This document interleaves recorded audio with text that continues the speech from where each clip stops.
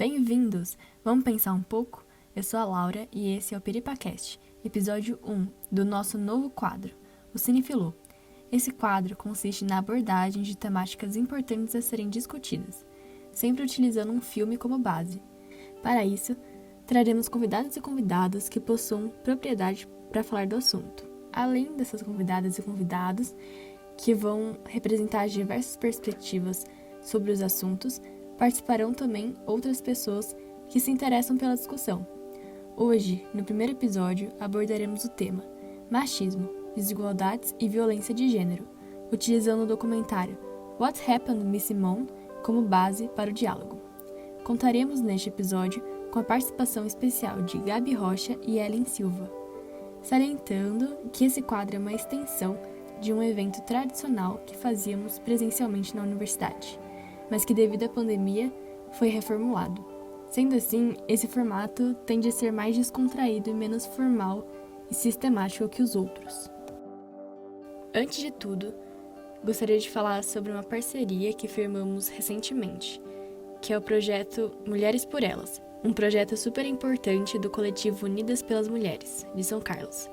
Esse projeto tem o objetivo de amenizar a problemática da pobreza menstrual na cidade de São Carlos. Pobreza menstrual é a falta de acesso a produtos de higiene e outros recursos necessários ao período, implicando em diversos problemas sociais e de saúde. O link com mais informações sobre o projeto e como contribuir está na descrição. Oi gente, eu sou a Laila e eu também mediarei o episódio de hoje. Eu vou iniciar pedindo que as convidadas se apresentem e falem um pouco das suas vivências, sobre suas condições particulares enquanto mulheres, para assim a gente começar a nossa discussão sobre o tema. Oi gente, boa tarde. Meu nome é Ellen Catarina da Silva. Eu sou bichete agora em filosofia pela UFSCar. Tenho 25 anos e sou militante desde 2016. Sou filiada ao Pessoal São Carlos e milito no movimento negro e no movimento feminista negro desde 2016 também. É muito difícil a gente falar sobre a questão da nossa vivência, né? Porque na maioria das vezes a gente percebe que algumas questões entre nós, mulheres negras, são coisas que acontecem não somente isoladamente com uma só mulher, mas acontece coletivamente com várias mulheres. A mesma história de racismo, de machismo, de misoginia. Falar de uma vivência individual é muito complicada no decorrer que a gente percebe que o mundo ele é construído com questões sociais que oprimem alguns grupos enquanto outros são privilegiados, né? Então, para mim, sempre foi muito mais fácil, muito mais acolhedor falar na questão mais coletiva mesmo, porque além de me sentir contemplada perante as questões de pessoas que passam pela mesma coisa que eu e que me entendem enquanto situações que são opressoras, eu me sinto também mais acolhida para poder falar, para poder desabafar e poder me sentir como sujeito completante dessa sociedade que exclui a gente enquanto mulher negra a todo momento. Então, já que eu acho que é importante a gente falar com uma visão mais coletiva a questão do machismo com as mulheres negras, eu escolhi um poema para começar. Ele é bem tocante, eu acho que ele consegue representar o meu pensamento enquanto mulher negra perante a sociedade brasileira que a gente constrói e participa. O poema é de uma escritora, o nome dela é Maya Angelou. Ela é estadunidense e ela participou ativamente dos movimentos políticos por direitos civis na década de 1960, junto com Malcolm X e com outros líderes negros na época, como Martin Luther King. E o nome do poema é Ainda Assim Eu Me Levanto. Você pode me riscar da história, com mentiras lançadas ao ar. Pode me jogar contra o chão de terra, mas ainda assim, com a poeira, eu vou me levantar. Minha presença o incomoda? Por que meu brilho o intimida? Por que eu caminho como quem possui riquezas dignas de grego Midas? Como a lua, E como o sol no céu, com a certeza da onda no mar, com a esperança emergindo da desgraça, assim eu vou me levantar. Você não queria me ver quebrada, cabeça curvada e olhos para o chão? Ombros caídos, como as lágrimas, minha alma enfraquecida pela solidão? Meu orgulho ofende? Tenho certeza que sim, porque eu rio como quem possui ouros escondidos em mim. De um passado enraizado na dor, eu me levanto. Sou um oceano negro, profundo na fé, crescendo e expandindo-se como a maré. Deixando para trás noites de terror e atrocidade, eu me levanto. Em direção a um novo dia de intensa claridade, eu me levanto. Trazendo comigo o dom dos meus antepassados, eu carrego o sonho e a esperança do homem escravizado. Assim, eu me levanto. Eu me levanto. É com esse poema aqui, bem bonito, que me faz pensar muita coisa na questão do contemporâneo hoje em dia. Que a gente vê tantas ocasiões racistas que aconteceram só no começo, só no primeiro semestre de 2020, que o racismo diretamente ele atinge a população negra. Tem estudos que falam que depressão, ansiedade, elas podem potencializar a partir do momento que você sofre algum tipo de agressão racista. Demora de 2 a 3 anos para se manifestar. E tem um texto também, esse textinho, ele é do Centro de Estudos das Relações de Trabalho e Desigualdade. Ele foi publicado em 2016 e ele fala os danos psicológicos do racismo para ativistas. Esse poema me fez eu me sentir um pouco mais acolhida, porque a gente que é ativista, a gente que é militante, a gente tende a se sentir um pouco desmotivado pelas questões que quando a gente está presente dentro do movimento, a gente lida com momentos de amigas ou pessoas mais próximas que foram agredidas, que foram estupradas, que sofreram racismo de colegas brancas, feministas, e que quando foram dialogar com elas, houve a negação logo de imediato, aquele mesmo discurso de não, eu nunca faria isso, porque eu não sou racista, e blá blá blá, sendo que o racismo ele é enraizado. Então ele é um racismo muito bem estruturado, ele é um racismo perverso, ou seja, não são pessoas boas ou pessoas ruins que cometem racismo, que reproduzem o racismo. São pessoas que estão envolvidas nessa sociedade que tem o racismo muito bem elaborado, muito bem estruturado, muito bem enraizado. Então, é muito difícil você ir desatando esses nós que o racismo ele nos coloca e nos prende muitas vezes. Esse texto é muito legal porque ele fala sobre as questões do racismo, da questão racista, enquanto ela atinge o psicológico de pessoas que são ativistas também. E esse texto fala sobre a questão de se levantar enquanto é isso, de buscar ajuda enquanto é isso, de não cair no estereótipo de mulheres negras, guerreiras, que são fortes o suficiente para aguentar tudo, qualquer coisa que aconteça. Coloca como algo que é importante a gente se cuidar, ter esse autocuidado, ter essa reflexão interna de buscar ajuda, de ajudar as companheiras que estão conosco e não desanimar em questão da perspectiva de uma sociedade antirracista, de uma sociedade livre de preconceitos de qualquer gênero, da construção de um bem comum, de uma sociedade mais justa, mais igualitária e menos desigual. E o poema e o texto em si me deixou muito bem, muito contente, porque às vezes a gente tende a achar que a desesperança é algo que a gente tem que cultivar dentro da gente. E não dá para militar com desesperança, não dá para militar com falta de perspectiva, não dá para fazer nada disso. A gente adoece. E o racismo está aí para adoecer. O machismo está aí para adoecer. A gente tem que entender que a gente tem que amar de verdade, tem que viver de verdade, lutar de verdade. Então, para mim, esse poema, eu me levanto. A partir do momento que eu vou e danço, que eu vou e canto, que eu vou escrevo, que eu vou e ouço as pessoas negras e brancas que estão ao meu redor.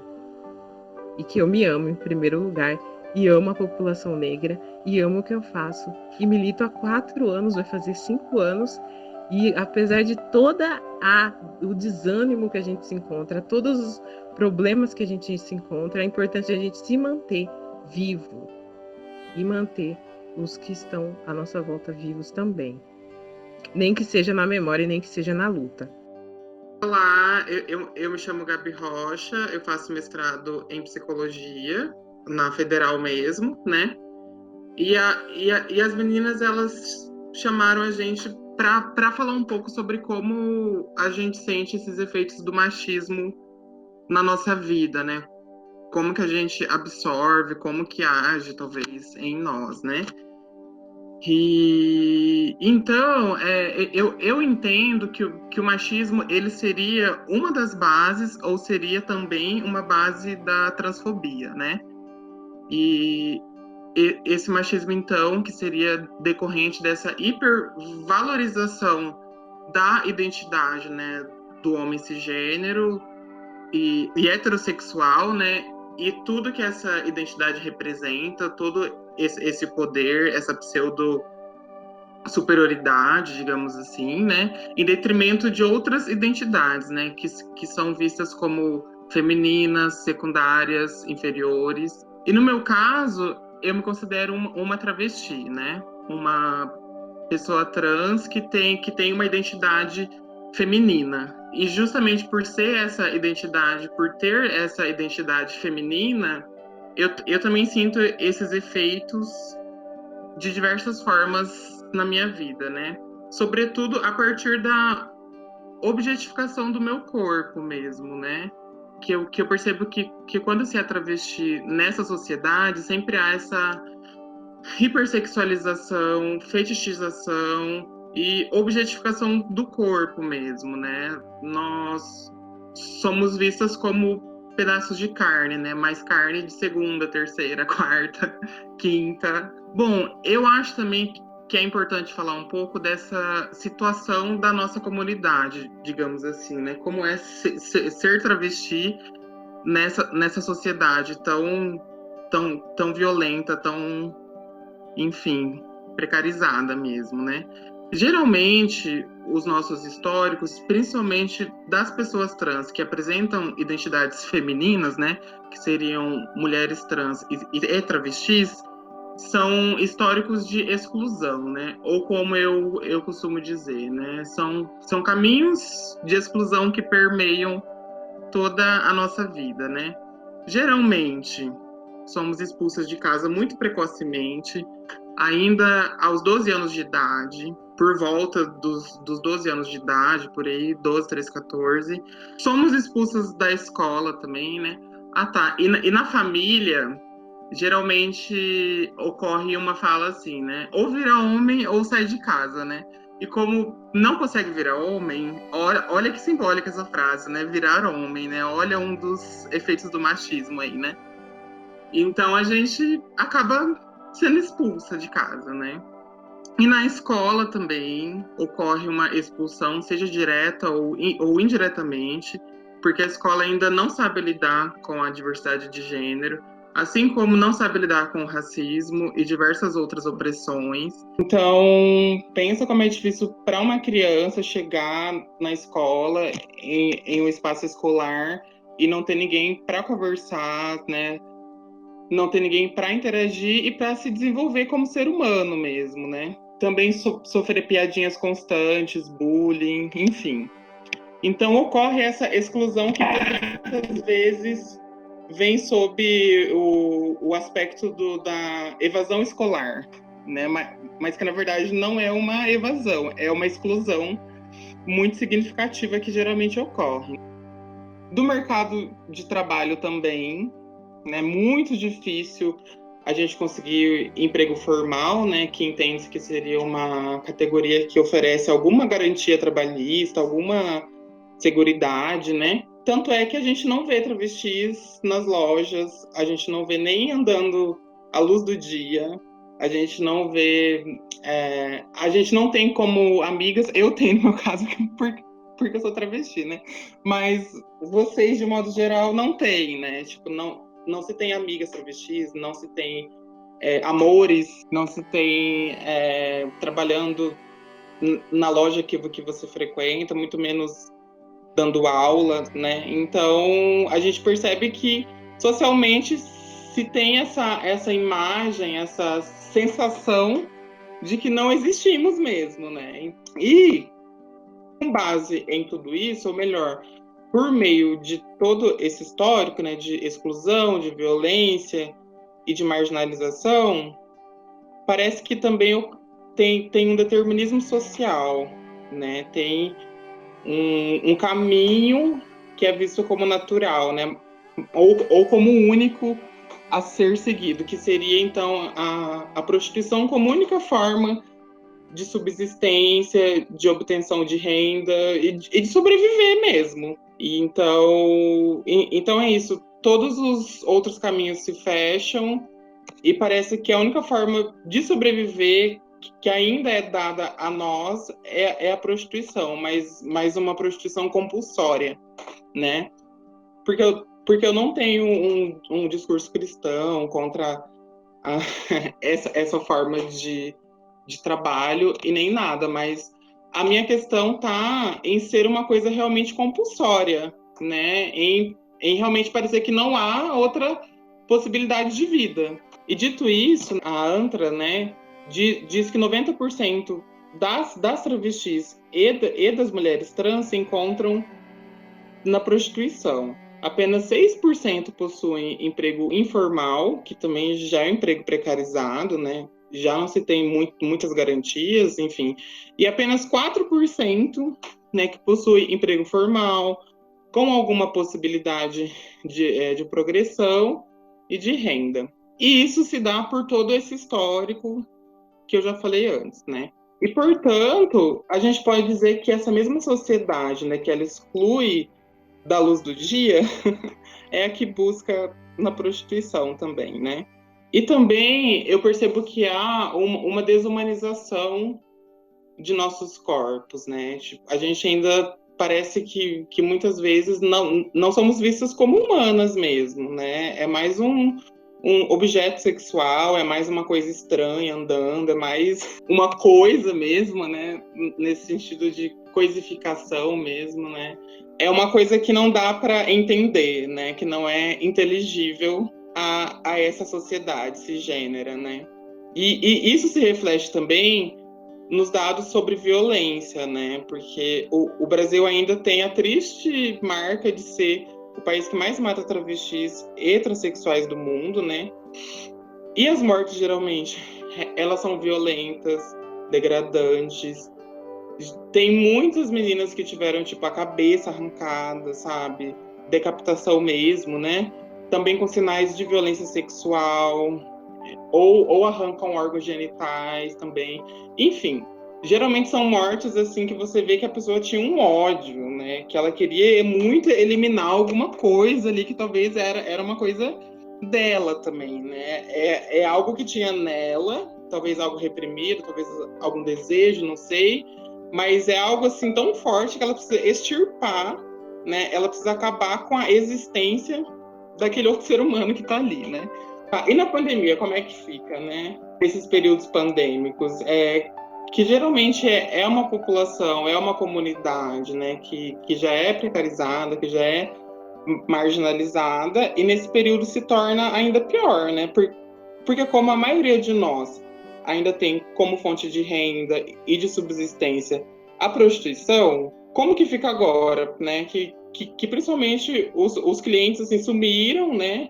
Algumas meninas relatam e elas não têm garantia nenhuma do Estado, então elas ficam dependendo de caridade, digamos assim, né? Que inclusive está tendo um fato agora que muitas militantes trans, assim, que eram pessoas conhecidas, importantes para a nossa história de luta, elas estão morrendo por Covid agora, porque elas estavam indo entregar cestas básicas, né, essas meninas que agora ficaram completamente sem renda mesmo, né? Que já era difícil antes e agora ficaram sem renda. E elas acabaram se expondo ao vírus por causa disso, e várias, assim, que eram muito importantes pra gente mesmo, elas estão morrendo. Então tem mais essa característica aí difícil, né? E eu percebo também, por mais que as lutas, né, elas tenham sempre algumas similaridades, elas têm diferenças também, né? Por exemplo, enquanto as mulheres cisgêneras, elas buscam ter talvez uma igualdade salarial, digamos assim, a gente busca ter um emprego mesmo e ter dignidade humana, né? E poder transitar pela sociedade à luz do dia, talvez, porque a gente não vê. Então, são pautas diferentes e, ao mesmo tempo, também parecidas. Só que, de modo geral, eu percebo que há uma desumanização maior, assim. Tem uma marginalização maior, assim, talvez uma carga maior. Mas eu não tô querendo comparar lutas e nem estipular uma competição de sofrimentos, mas, de modo geral, eu percebo isso. E tem também certa violência, certa exclusão na própria militância, né? Porque, de modo geral, e por muito tempo foi assim, os movimentos de mulheres e feministas e etc., eles não incluíam as trans e travestis. Então a gente ficou de fora por muito tempo, e talvez agora até se tenha uma discussão maior, até mesmo pela questão da interseccionalidade, né? Só que então também eu percebo que há essa exclusão até mesmo dos movimentos feministas de modo geral. Daí, talvez por isso também que teve-se a necessidade de criar o transfeminismo, né? Que seria justamente uma corrente feminista e teórica, assim, mais inclusiva e feita por nós, né? E para nós, mas não somente, porque é uma corrente mais, assim, inclusiva, talvez menos restritiva, né? Então é isso. Pensando sobre essa vivência de vocês, como vocês acham que uma corrente do feminismo pode contribuir com outra? O feminismo negro, trans, travesti, entre tantas outras ramificações. E queria saber isso de vocês, e também nessa mesma linha, que comentários ou comportamentos machistas vocês já sofreram, porque eu acredito que muitas mulheres sofram machismo, mas não identifiquem essas situações como sendo machismo. Então, queria saber isso de vocês também. Eu acho assim que uma das formas, talvez, de contribuir e de tentar entender é se aproximando mesmo, sabe, amiga? Tipo, se aproximando, conversando, trocando uma ideia de boa, assim, sabe? Sem querer impor alguma coisa, sem talvez vir já com uma opinião estabelecida, sabe? Então eu acho que é conversando com pessoas trans mesmo, tentando entender o rolê e tentando, talvez também, né, sobre o movimento, né? Talvez pesquisar também, né? Ir atrás, e na internet tem um monte de coisa legal, tem artigos legais também. É tentar uma aproximação legal, trocar uma ideia, conversar e tentar entender mesmo, sabe? O que me faz continuar. Eu acho que talvez é uma esperança assim que quase tá morta, sabe? Que quase não existe mais, mas é uma última fagulha, assim, que é uma esperança realmente de que as coisas podem mudar e já começaram a mudar, porque apesar de tanta tragédia e de tanta coisa ruim, só o fato da gente estar na universidade, por mais que sejamos uma ou outra, né, por mais que sejamos, sei lá, eu e mais não sei quantas, que dá para contar no dedo de uma mão, né, mas estamos, então assim, isso significa que já começou a mudança também. E isso não é só mérito nosso, eu acho que também que se deve a uma luta que começou muito antes de nós, sabe? Que veio com outras que já morreram muito tempo atrás e morreram lutando, e talvez por estar lutando, né? Então eu acho que é isso, assim, que essa mudança já começou, e eu acho que com Bolsonaro ou sem Bolsonaro ela não vai parar, sabe? Então eu acho que isso que me motiva também, de saber que já começou, que a gente não vai parar. Então, dentro do feminismo negro, tem algumas pautas, algumas coisas que a gente coloca como importante para poder entender esse movimento, enquanto movimento de mulheres negras, buscando seu lugar na sociedade enquanto sujeito político, enquanto cidadão comum, para poder avançar em alguns impasses que ainda existem nessa sociedade, da questão racial, que ela implica muito, a questão enquanto indivíduo, enquanto cidadão.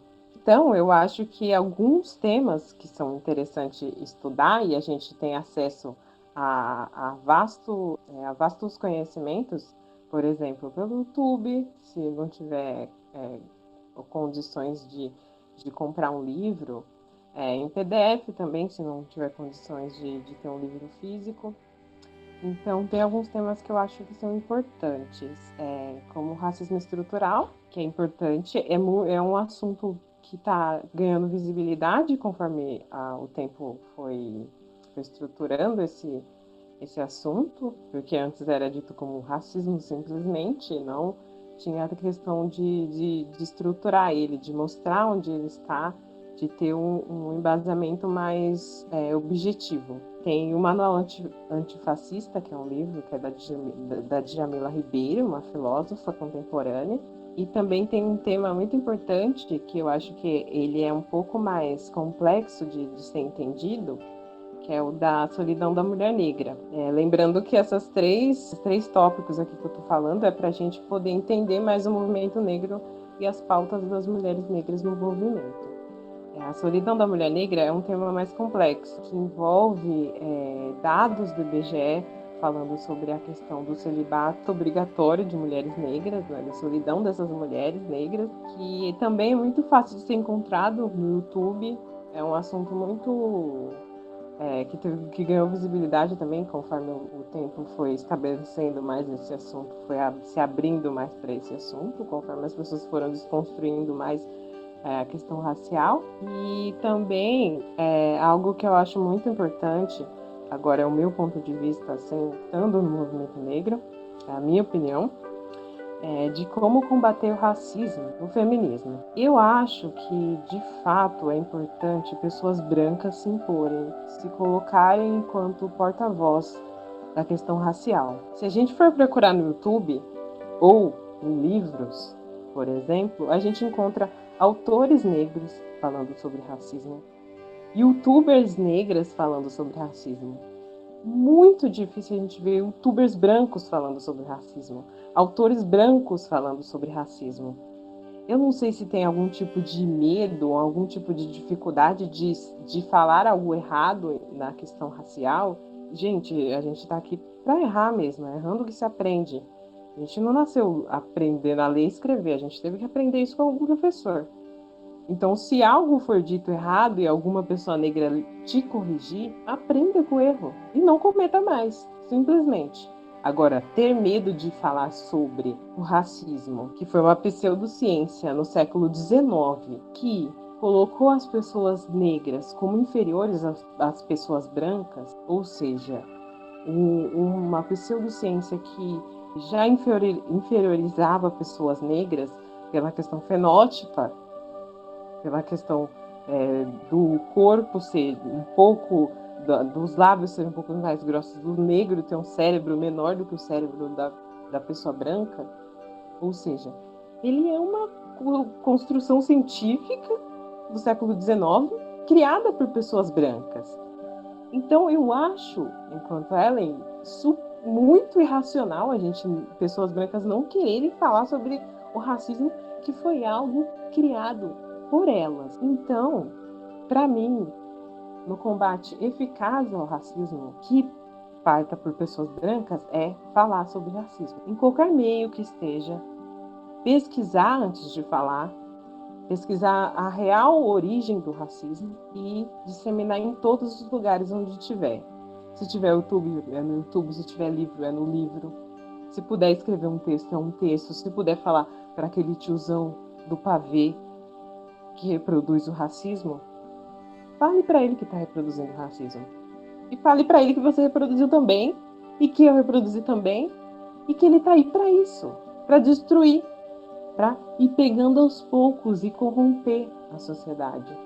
E é para isso que a gente luta, para destruir esse vírus, que é pior do que o coronavírus. Já respondendo a pergunta sobre coisas racistas, coisas machistas que você escutou, eu acho que a coisa mais machista que eu escutei foi de uma ex-patroa minha, porque por um período da minha vida, acho que foi uns 17 para 18 anos, eu trabalhei como empregada doméstica.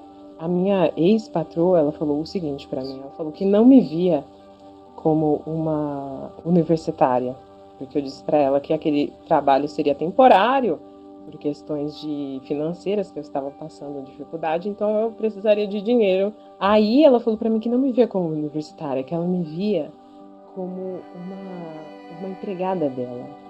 Ela me via como alguém que ficaria com ela. Ela achava que a universidade era uma coisa muito... Que ela falou pra mim, eu acho que a universidade é algo muito masculino, entendeu? Então eu acho que não combina com você, você combina aqui comigo, sendo meu empregado. Nesse dia que eu peguei o dinheiro da minha faxina e fui embora. E aí decidi nunca mais ir pra casa de ninguém, só a minha. Eu vou falar uma coisa também. Isso que a Ellen falou sobre pessoas brancas falarem sobre racismo e tal, é uma coisa que eu já conversei com alguns amigos meus e que é muito importante, assim, ter outras pessoas falando, assim, sobre as nossas lutas, sabe? Porque não tem como negar que um homem branco, a possibilidade dele me escutar é infinitamente menor do que a possibilidade dele escutar um amigo dele, que também é um homem branco, falando, né? Ele vai levar muito mais em consideração, por vários motivos, machismo, racismo, todas as outras coisas que estão na cabeça deles e que eles não fazem questão nenhuma de se livrarem, mas eles podem começar a repensar isso, a chance deles começarem a repensar isso, se é uma coisa que vem de alguém do círculo deles, de alguém como eles, é muito maior do que se chega eu, sabe, ou alguma amiga minha falando sobre isso, sabe? Então, eu concordo muito com essa parte de outras pessoas falando sobre as nossas lutas, até porque outras pessoas falam para outras pessoas, né? A gente falando, querendo ou não, chega uma hora que parece que a gente só tá falando para nós mesmos, que tipo, ninguém tá ouvindo o que a gente tá falando além da gente, sabe? Então, conseguir fazer com que outras pessoas falem sobre isso, eu acho que é uma coisa muito importante também. Eu sou a Amanda. Eu queria falar sobre essa questão do machismo, mas mais relacionada a uma coisa que não é tanto quanto eu escutei, mas do que eu vivi na pedagogia, né, enquanto eu trabalhei na educação infantil principalmente, que é como o machismo e toda essa estrutura influencia para criar uma visão da mulher naturalmente mãe, né? E daí como isso influencia para que as profissões assim mais relacionadas ao cuidado, por exemplo, ser professora de criança, ser enfermeira, empregada doméstica também, que está relacionada ao cuidado da casa, como que o machismo influencia para que essas profissões sejam majoritariamente femininas, né? São mulheres só vistas como essas dentro dessa profissão que é de cuidado. Por exemplo, quando eu fiz pedagogia, tinha um menino numa sala de 60 meninas. E isso é muito significativo porque influencia também numa desvalorização dessa profissão, porque é como se fosse algo natural da mulher. A mulher, ela já sabe ser mãe, então ela não precisa estudar muito para ser professora, para cuidar da criança. E aí a gente vê assim, uma desvalorização muito, muito grande dessas profissões. E eu vivi isso, assim, um pouquinho só, porque eu não tive muita experiência, mas é muito nítido isso, sabe? Essa visão de que não precisa estudar para ser professora, porque a mulher já é naturalmente mãe, ela já sabe cuidar de criança. E acho que eu quis trazer um pouquinho isso, porque não é uma coisa que a gente pensa muito se a gente não tá nesse meio. Às vezes passa muito batido, né? Porque não é uma coisa que todo mundo tá vivendo ali, mas é uma influência muito forte do machismo, dessa visão construída da mulher mãe que influencia nessas profissões. Eu acho que isso se dá também pela naturalização dos papéis de gênero, né? Então eu acho que tem esse rolê também, né? Tipo, se é mulher cisgênera, naturalmente vai ser mãe, né? Tipo, ou quer ser mãe, ou precisa ser mãe, né? Então. Vou começar a falar um pouquinho sobre o documentário da Nina Simone. Ele é do ano de 2015 e relata a história trágica de uma pianista. O nome dela é Eunice Kathleen. O nome verdadeiro, o nome de batismo dela, e Nina Simone é só o nome artístico. No começo do documentário, mostra a vida dela na infância, né? Mostra que ela era filha de uma pastora e ela tocava na igreja, assim como a maioria dos grandes artistas, né, que são descobertos na igreja. E aí tem uma hora que ela acaba indo numa apresentação do conceito do coral da igreja dela, e aí ela toca o órgão, e aí uma das duas mulheres que estavam ouvindo ela tocar, uma delas ela vai lá e convida a Nina para começar a ter aulas com ela, né? Nesse momento, a Nina começa a ter as aulas na casa dessa senhora branca, e aí ela tem 5 anos de estudos de piano clássico. E aí começa a jornada dela, que começou com 4 anos de idade, ela começou a tocar piano. E aí, no período da sua juventude, ela e a família dela muda de cidade. E aí ela se vê com uma questão econômica, financeira um pouco abalada.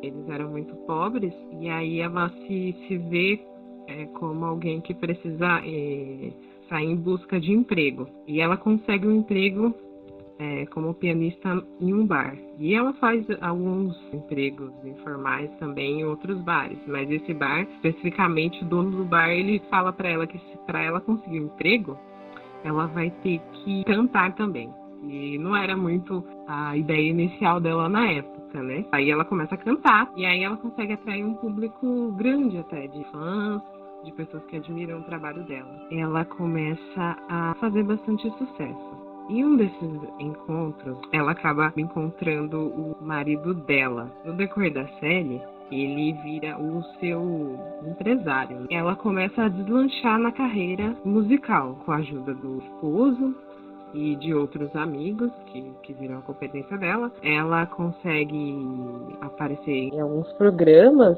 e aí ela começa a ter sucesso. Ela começava a crescer a carreira dela, ela começa a ser bem reconhecida. No documentário aparecem algumas falas do esposo também, falando que no decorrer da carreira dela as coisas foram se prejudicando a partir do momento que ela começou a se olhar, a se perceber enquanto sujeito negro, enquanto uma mulher negra na indústria musical dos Estados Unidos. Então muitas oportunidades dela, inclusive na música, foram descartadas pela questão racial, por ela ser uma mulher negra sem os traços finos. Sobre o esposo da Nina, a questão da violência doméstica que a Nina sofre. No decorrer do documentário, a gente vê que ele fala com certa frieza, ou seja, falta de sentimento sobre a Nina, sobre a vida dela. Fala a questão da Nina ser uma pessoa muito agressiva, dá ênfase muitas vezes na parte dela ser uma pessoa muito agressiva, que me dava muito de amor. A filha da Nina fala muito sobre ele ser um empresário brilhante. É muito normalizado a questão do homem ser um homem agressivo muitas vezes, arrogante muitas vezes, mas violento, e ser um cara extraordinário. Enquanto mulheres que são mulheres enérgicas são dadas como agressivas, são dadas como inferiorizadas ou masculinizadas. As agressões que ele faz a ela também, no diário dela, ela fala que ela está cansada de apanhar. Será que ele não entende, não percebe que ela não gosta de levar surra? No final, ela, né, foge dos Estados Unidos pela questão dos direitos civis ter complicado em alguma parte, na parte que ela estava avançando muito mais. Figuras negras que foram exterminadas, foram assassinadas. Esse impacto para Nina foi muito difícil para ela lidar. Então ela se vê indo embora dos Estados Unidos, ela vai para a África, vai para a cidade, vai para a Libéria, e lá ela se sente mais feliz lá. A grande maioria são pessoas negras, ela se sentia mais acolhida, não sentia tanto a questão racial tão emblemática e complexa em cima dela, a todo momento sugando a energia que ela tinha.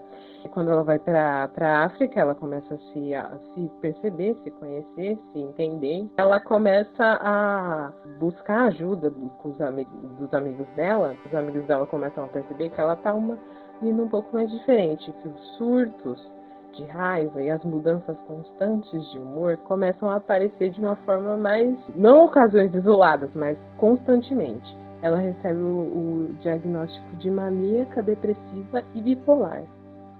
E aí, com isso, ela começa a tomar alguns medicamentos para controlar as mudanças de humor e também a depressão. E aí ela sai da África, ela se nega a voltar para os Estados Unidos e vai para a Suíça, onde ela faz alguns tratamentos médicos e também reencontra e consegue fortificar o laço com a filha dela. Ela pede divórcio do esposo dela, pede o divórcio dele. E aí ela se vê voltando aos palcos, refazendo alguns sucessos. A música também do Maldito Mississippi, que ela fez quando teve aquele atentado na igreja que matou 4 crianças e 20 pessoas negras ficaram feridas. E foi aí que ela começou a se identificar mais em manter o ativismo vivo e se entender enquanto pessoa negra. Começando a nossa discussão sobre o documentário, quais aspectos do documentário vocês acham importante ressaltar? Eu acho assim que um dos aspectos do filme, né, que mais chamaram a minha atenção, que mais me marcaram mesmo, foi a questão da violência doméstica, né, que ela sofria do marido, e essa questão talvez de uma certa dependência emocional também que ela tinha, né? Que por mais que ela sofria, apanhava e tal, ela dizia ainda que amava ele, né? Que é uma coisa também comum, talvez, que a gente vê em vários casos de violência doméstica, né? Parece que é uma relação de posse, né? Como ele comandava a carreira dela, entre aspas. Ele se sentia dono dela, assim, né? Essa questão de posse e a posição dela submissa por ele comandar a vida dela, acho que também causa um pouco essa dependência emocional, né? E talvez ele controlava o dinheiro também, né? Talvez. Então, por mais que fosse ela que ganhava o dinheiro, né? Que ela era a estrela e a artista incrível, né? Mas eu acho que era ele também que controlava, né? Então tem essa questão, né? E assim, ele não aceitaria assim ela estar acima dele de alguma forma. Ele precisava dessa coisa de que tudo que ela tinha, o dinheiro que ela estava ganhando era por causa dele, era só porque ele era um empresário muito bom, sabe? Essa necessidade de mostrar que ele estava dominando a situação era uma coisa que ele precisava para que ele se sentisse à vontade em permanecer ali, né? E foi muito tocante, assim, pra mim, os momentos onde ela falou que ela sentia que ela tava trabalhando como um cão, sabe? E aí você se pergunta, ela tá trabalhando como animal, e o que ela tá recebendo pra isso, sabe? Qual é o retorno que ela tá tendo pelo trabalho dela mesma? Que era só doença e tristeza e insegurança, né? Eu acho que sobre isso, assim, uma coisa que eu enxergo, assim, principalmente naquela época, que existia muito o medo dos homens brancos desse empoderamento feminino, assim. E no caso dela, do feminismo negro, né? Eles têm medo é estranho, e eles têm medo de ver uma mulher numa posição superior, assim. Principalmente depois que ela começou a usar a arte e a música como uma ferramenta política, né? E aí ela começou a ganhar um destaque bem maior. E aí as pessoas, homens com poder, começaram a ter esse medo do poder que ela estava ganhando. E se eu não me engano, nessa época, a indústria começou também a boicotar ela, né? Quando ela começa a falar de militância, né?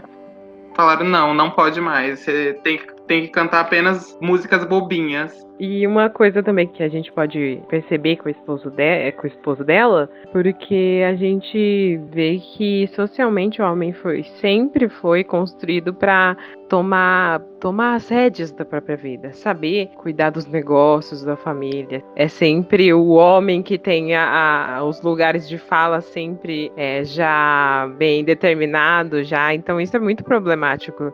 Entender também que a gente, enquanto mulher, aprender a tomar as rédeas das próprias questões financeiras, das questões burocráticas. Para a Nina era um pouco mais difícil, porque a questão de ser bipolar, e acredito eu que não foi algo que aconteceu depois da questão dela ter entrado de cabeça no ativismo. Acredito que ela já tinha o transtorno bem antes disso, porque transtorno de personalidade costuma acontecer quando você é criança, desde que nasce, né? Quem tem transtorno bipolar é muito difícil também lidar com algumas responsabilidades e algumas coisas do gênero. A pessoa tem que trabalhar muito bem isso. Transtorno de personalidade é bem complicado de lidar. E qualquer transtorno também, de ansiedade, depressivo também é muito complexo. E, tipo, é muito engraçado, né? Porque o documentário é sobre ela, seria sobre a vida dela. E aí saiu como se ela fosse uma louca bipolar à toa, né? Como se, tipo, não tivesse acontecido nada que fez isso. Ela não tivesse passado por situações que ajudaram, né, essa predisposição a esse transtorno que ela tinha. E ele era o salvador. E se ela tivesse escutado ele desde o início, tudo tinha ficado bem. Gente, eu queria adicionar uma coisa a isso, essa questão da violência, que tem uma parte do documentário que me marcou muito, que é quando ela fala que ele bateu nela, e aí ela fala depois, é claro que era isso que eu precisava depois de tantos dias deprimida. Então, tipo, como que ele conseguiu ser tão, não sei, violento, acho, com ela, que ela internalizou nela mesma que ela precisava apanhar, que ela estava apanhando porque era culpa dela. E acho que isso é uma coisa muito comum quando as mulheres sofrem relacionamentos abusivos, né? Porque elas não conseguem sair disso muitas vezes porque elas sentem que elas que estão erradas e que o cara tá fazendo alguma coisa ali para ajudar ela, né? Porque a culpa é dela. E isso não sei, me marcou de uma forma muito grande nesse documentário. Eu sou Matheus, eu sou o bicho da filosofia. Para mim, sempre foi algo muito nítido o quanto as coisas estavam, sei lá, conectadas, sabe? O quanto algo ia perpetuar algo em outra pessoa. Isso eu digo em relação ao machismo. A gente vive numa sociedade machista e isso implica coisas para todas as pessoas. Sendo elas homens ou mulheres trans ou cis, tem todas as questões raciais também relacionadas a isso, né? Sobre a desconstrução, eu acho que é algo que é muito progressivo. Primeiro você tem que se entender como um homem que tem sim os seus privilégios e que você tem que entender eles para poder usar eles de uma forma que você consiga trazer outras pessoas para esse lugar onde você vive, sabe? Como se você estendesse esse privilégio para outras pessoas também. Aos poucos você percebe o quanto a masculinidade ela é tóxica para os homens também, sabe? E o quanto isso afeta a saúde mental de cada um de uma forma completamente diferente do que afetaria de outros e que têm outras realidades e que vivem outras coisas, sabe? Então, para mim sempre teve essa questão muito presente da questão racial também, né? Porque o machismo pro homem negro é uma coisa e o machismo pro homem branco é outra. Completamente diferente. Porque ainda existe aquela concepção de que os homens negros precisam ser fortes e eles precisam ser animais de sexo, quando na realidade não é necessário.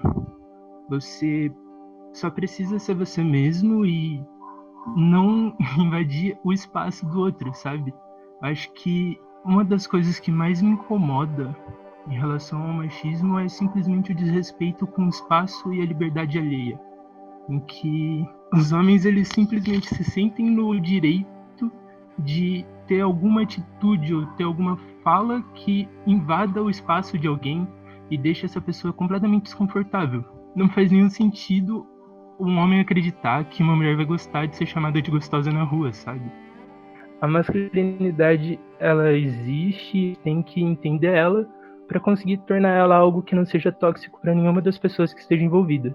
Seja alguém que teoricamente teria que ter essa masculinidade, ou seja alguém que é afetado por conta dela, sabe?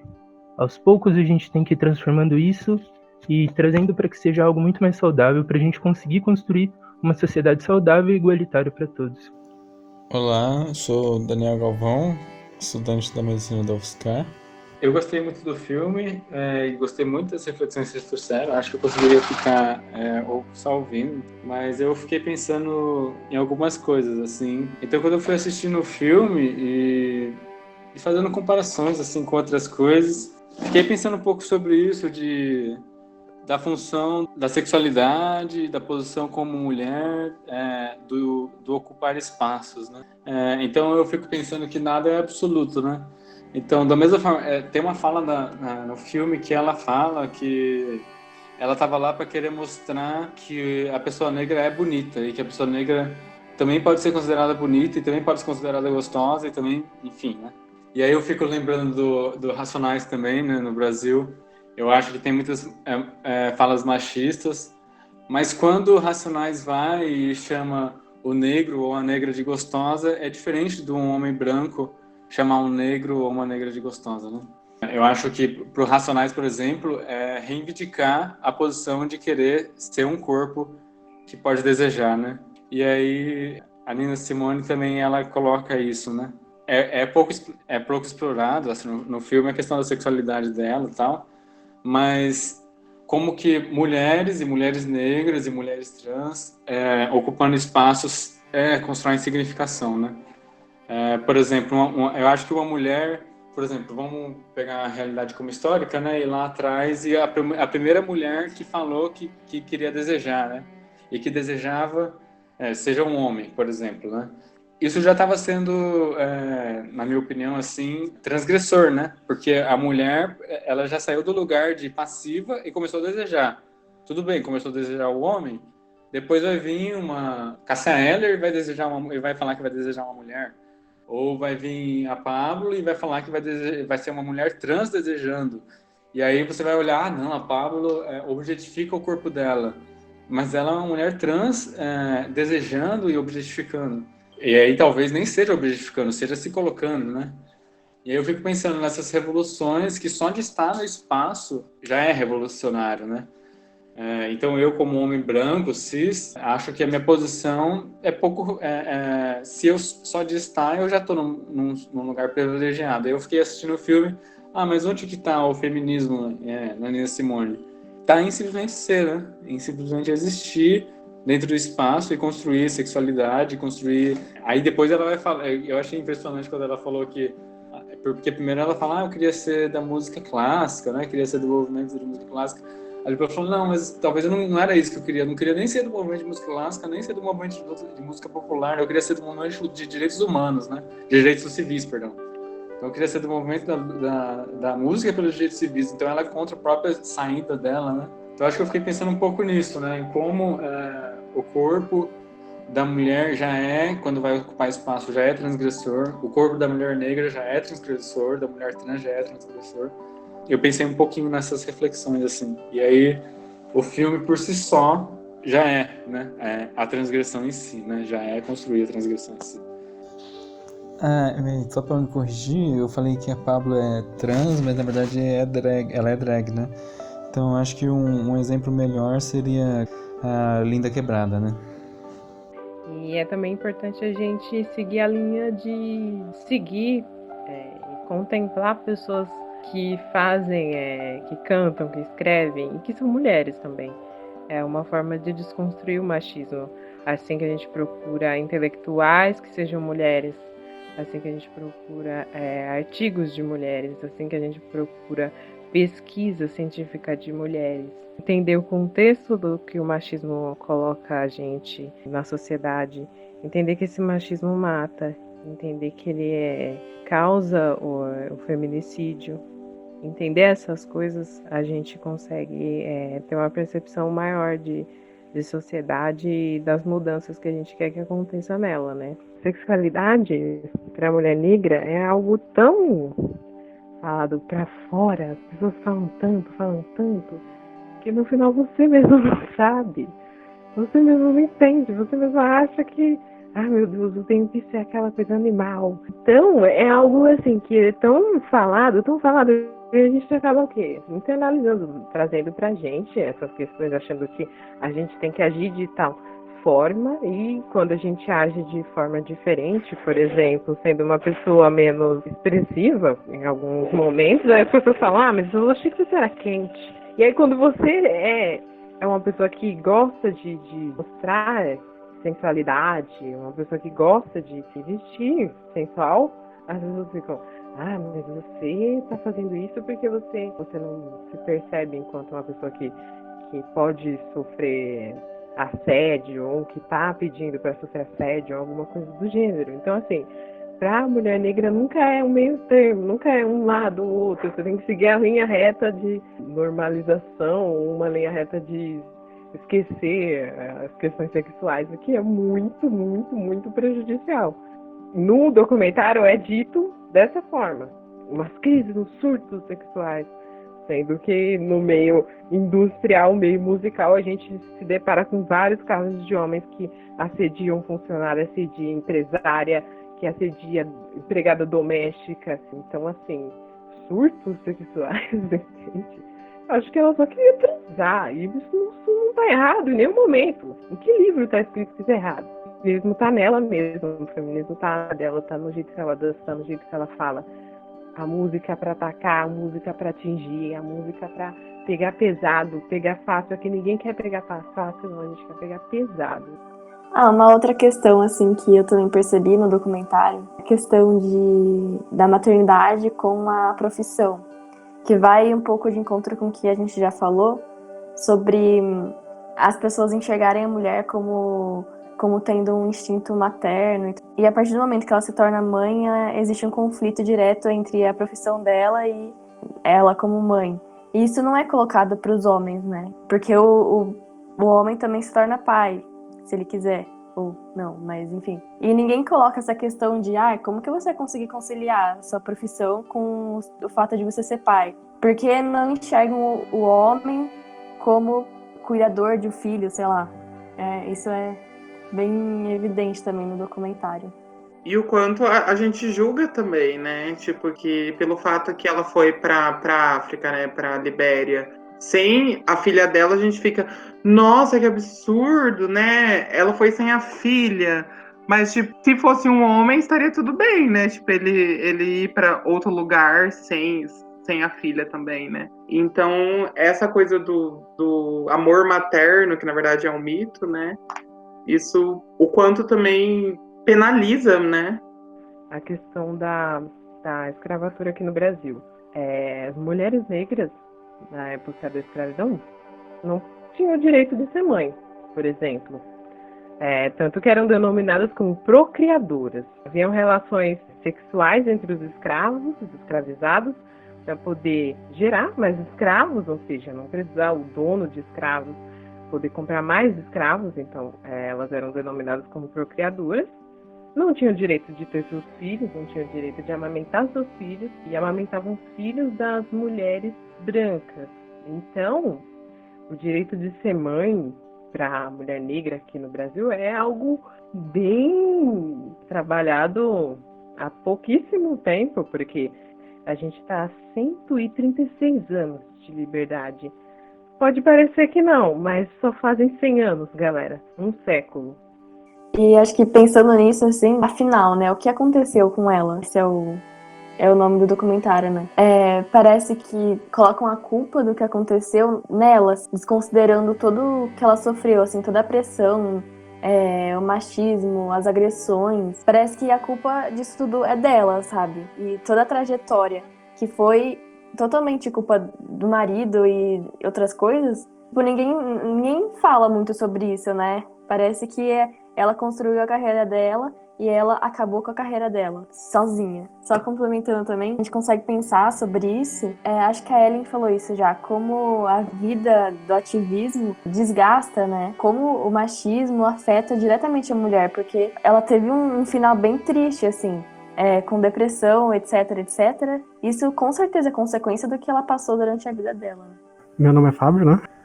Uma coisa que eu gosto de chamar a atenção é a importância do espaço das universidades públicas, né, para a desconstrução de todo tipo de preconceito, né?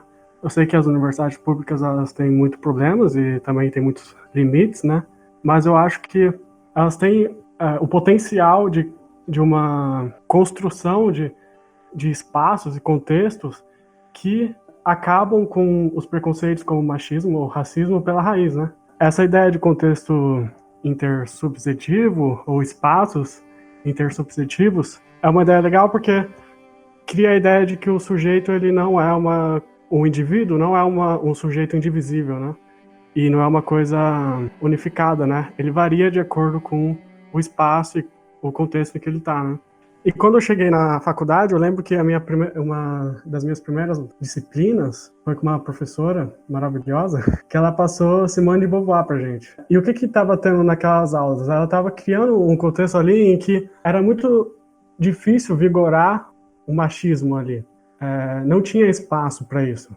Eu lembro que em muitos momentos, assim, nessa experiência que a gente teve dessas aulas, assim, a filosofia, ela tem muito mais, pelo menos até o ano que eu estudei, né? Tem muito mais homem do que mulher, né? E na nossa sala também tinha. E eu lembro que as mulheres sempre tinham espaço para falar lá, sempre tinham espaço para emitir as ideias delas. E quando os homens estavam emitindo muito mais as ideias, ou falando muito mais do que as mulheres, a professora chamava atenção para isso, né? Falava, não, a gente está discutindo um texto da Simone de Beauvoir, um texto de uma mulher, né? Então as mulheres têm que ter espaço para falar aqui, né? Então essa era uma coisa que chama muita atenção. Então eu acho que a faculdade, esse espaço público criado para a faculdade, tem um potencial muito grande para ajudar no combate ao machismo e tal, né? Inclusive esse espaço que a gente tem aqui, ele é criado por um centro acadêmico de uma faculdade, né? Agora, quais são os limites disso, né? É conseguir levar esses espaços, esses contextos intersubjetivos para, por exemplo, uma festa de aniversário, né? Eu acho que a Nina Simone ela fez muito isso, né? Quando, por exemplo, aquela música do Mississippi lá, que ela criou, né? O que ela estava fazendo? Qual era o movimento que estava acontecendo naquele momento, né? Ela estava trazendo para o espaço de palco dela, para o espaço de atuação musical dela, uma luta por direitos civis, né? Então ela já estava criando ali um espaço em que o machismo iria ser combatido de alguma forma, né? Inclusive, ela, por exemplo, não aceitava em momento nenhum que as pessoas não respeitassem a música dela por ser música popular, né? Ela falava que queria que as pessoas chegassem lá no teatro e escutassem a música como escutam a música clássica, né? O espaço, o contexto criado ali, é um espaço que você tem que respeitar aquilo, porque não, aquilo é um pianista lá, teve muito trabalho para fazer aquilo, e às vezes no mesmo teatro, se é uma pessoa que toca música popular, as pessoas não respeitam da mesma forma. Então, para você ver como essa variação do contexto intersubjetivo, ele cria o machismo, né? Sobre a questão da autodefesa. O quanto a gente pensa em questões de políticas públicas e quanto a gente já avançou na questão legislativa mesmo, de apoio a essas pessoas que sofrem com racismo, de injúria racial, enfim. Mas a gente ainda tem alguns impasses, que é a questão da autodefesa, a questão de se autodefender, né? É importantíssimo a gente incentivar as pessoas a se defender, a lutar pela sua vida, né? Que é algo primordial. Vem do nosso instinto, enquanto ser humano, se proteger, né? Se a gente vê alguma coisa errada, a gente gera adrenalina, a gente fica com mais sangue nas pernas, nos braços, para poder se defender. Então é uma questão muito importante até também para o meio da LGBTQIA+, que é importante também a gente debater sobre essa autodefesa, buscar alternativas, seja em aulas coletivas pós-coronavírus, logicamente, procurar se sempre andar com um grupo a mais de pessoas, procurar andar com alguns artefatos aí de defesa pessoal, como spray caseiro de gengibre. A autodefesa é uma coisa muito importante que a gente tem que colocar como pauta, sim, na questão da militância. Porque a nossa militância está morrendo, a nossa militância está sendo agredida, muitas vezes por outras militâncias. Então, a gente tem que pensar na autodefesa como um método eficaz de sobrevivência. E não só agora, como foi antes com a capoeira, uma luta legítima para se defender das injustiças e dos racismos nas épocas mais remotas, né? Bom, antes de finalizar nossa discussão de hoje, queria pedir para vocês algumas recomendações de filmes, livros, músicas, enfim, recomendações que vocês achem pertinentes, que tratem do assunto e que sejam relevantes para o tema. De filme, eu acho lindo Uma Mulher Fantástica. É um filme ótimo que dá para levantar várias questões também. É sobre uma mulher trans peruana que sofre diversas violências. Eu amo esse filme, eu amo. Peruana não, gente, ela é chilena, desculpa. Eu tenho 3 recomendações. Eu lembrei dos 3 filmes que eu assisti quando eu estava no ensino médio, que assim, os 3 falam sobre a época da ditadura no Brasil. E aí 2 deles, especificamente, são relatos de pessoas que passaram por aquela situação, sabe? São O Que é Ex-Companheiro, Eles Não Usam Black Tie e Batismo de Sangue. É de um livro que se chama Diário de uma Escrava, de uma autora chamada Ho Mierling. É uma capa branca com uma borboleta preta. Esse livro, meu irmão estava falando que tem muito gatilho, então é um livro bem pesado. Se vocês forem ler, tenham isso em mente. E desde que a Ellen leu o poema dela, eu fiquei com Esmalha, do Alfonso de Guimarães, na cabeça. É curtinho, mas eu gosto bastante. E uma série que eu também estava assistindo com meu irmão, que se chama Pose, mostra bastante a luta de mulheres trans durante a década de 70, 80, sabe? Essa transição, tá tendo todo o surto de AIDS, e também fala sobre a cultura dos bailes, que foi algo criado pela comunidade trans e tal. Eu queria encaminhar 6 recomendações aqui. A primeira é de um documentário bem legal. Ele chama a 13ª Emenda. É um documentário que fala sobre o encarceramento de pessoas pretas nos Estados Unidos, a luta delas contra a segregação. O segundo é a série que chama Cara Gente Branca. A série fala sobre os desafios dos movimentos com as pautas de negritude na universidade. Histórias Cruzadas é um filme, a terceira opção aqui. E o filme fala sobre uma escritora branca que ela publica entrevistas com empregadas negras e divulga as histórias delas em um livro que ela publica.